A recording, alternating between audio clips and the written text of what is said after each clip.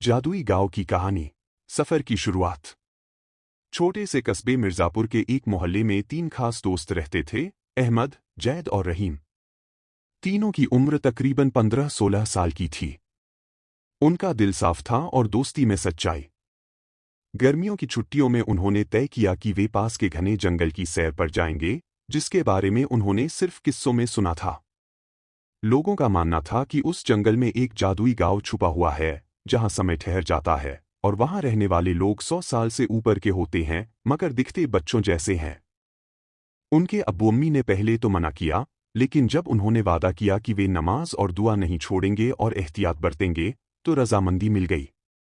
तीनों दोस्तों ने रोटियां, पानी, कुछ खजूरें और जेब में कुरान का एक छोटा नुस्खा रखा और निकल पड़े जंगल की तरफ। जंगल का पहला इम्तिहान। जंगल की हवा में एक अलग ही ताजगी थी, लेकिन साथ ही एक रहस्यमय खामोशी भी।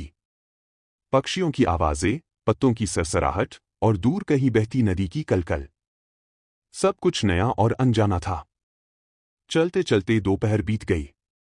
जैद ने कहा, भूख लगी है, चलो थोड़ा आराम करते हैं। वे एक पुराने पेड़ के नीचे बैठ गए और रोटियां निकालीं। तभी एक बूढ़ा आदमी कांपते हाथों से उनके पास आया। कपड़े फटे हुए थे, चेहरे पर थकान और आंखों में गजब की चमक। अहमद ने पूछा, हजरत, आप कौन हैं?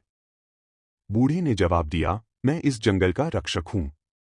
जो यहां आता है, उसका इम्तिहान होता है। उन्होंने बूढ़े को खाना खिलाया और पानी दिया। तभी उसने कहा, तुम्हें 3 इम्तिहानों से गुजरना होगा, सच्चाई, सब्र और तवक्कुल। इतना कहकर वह अचानक हवा में गायब हो गया। तीनों दोस्त हैरान रह गए। क्या यह वही जादुई गांव की शुरुआत थी? चाय का इम्तिहान। अगले दिन चलते चलते वे एक ऐसी जगह पहुंचे जहां जमीन पर कीमती पत्थर बिखरे हुए थे। रंग बिरंगे नगीनों की चमक आंखों को चौंका रही थी। जैद की नजर एक नीले पत्थर पर पड़ी, उसने जल्दी से उसे उठाया। रहीम बोला, भाई, ये किसी और का हो सकता है। हमें नहीं लेना चाहिए। लेकिन जैद ने कहा, जंगल में किसका होगा?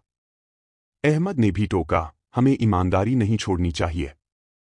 जैद ने सोचा और फिर भारी मन से पत्थर वापस रख दिया। तभी अचानक सामने झाड़ियों से वही बूढ़ा निकल आया। अब वह जवान दिख रहा था। तुमने पहला इम्तिहान पास किया, सच्चाई, उसने मुस्कराते हुए कहा और गायब हो गया। सब्र और तवक्कुल। रात घिर आई थी। तीनों ने आग जलाई, मगर खाने के नाम पर सिर्फ 2 खजूरें बची थीं। रहीम ने कहा, हम 3 हैं, लेकिन खजूरें 2 हैं। अहमद बोला, एक तुम खा लो, एक जैद। मैं सुबह तक सब्र कर लूंगा। जैद ने कहा, नहीं, हम तीनों आधा आधा बांट लेते हैं। उन्होंने वो 2 खजूरें 3 हिस्सों में बांट लीं और पानी पीकर अल्लाह का शुक्र अदा किया। फिर दुआ की, या अल्लाह, हमें हिफाजत से जादुई गांव तक पहुंचा दे। तभी एक हल्की रोशनी में एक रास्ता प्रकट हुआ। सुबह होते होते वो रास्ता एक पुराने पत्थरों के बने दरवाजे तक जा पहुंचा, जिस पर लिखा था, जो सब्र और तवक्कुल करे, वही हकीकत देखेगा। जादुई गांव की हकीकत।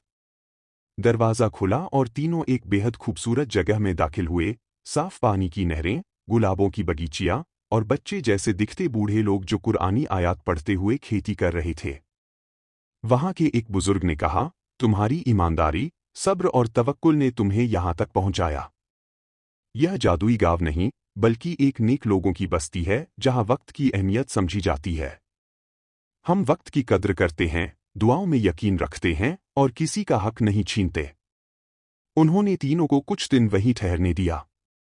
वहां उन्होंने सीखा कि असली जादू किसी तावीज या चमत्कार में नहीं, बल्कि नेक नियत, ईमानदारी और सब्र में है। वापसी और पैगाम। कुछ दिन बाद तीनों दोस्तों ने वापस जाने की इजाजत मांगी।